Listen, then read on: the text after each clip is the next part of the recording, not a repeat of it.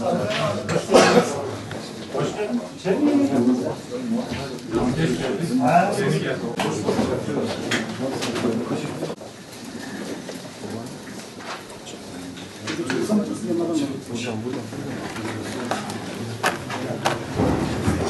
Karlı güzel bir günde Evliya Kilisimizi teşrif eden Van, Muş ve Hakkari valilerimiz, başkanlarımız, genel meclisimizin değerli başkanları, ticaret odamızın değerli başkanları ve DAKA çalışanları, ulusal ve yerel basınımızın değerli temsilcileri.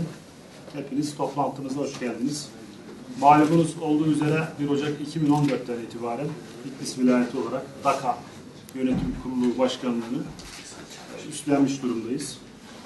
Özellikle bölge kalkınma konseptinde Bitlis olarak Hakkari, Muş, Van illerimizle birlikte kalkınma heyecanımızı nasıl arttırır, motivasyonumuzu nasıl geliştirir ve özellikle özel sektöre bu anlamda nasıl destekler verebiliriz? Bunun arayışı ve takipçisi olmaya devam edeceğiz.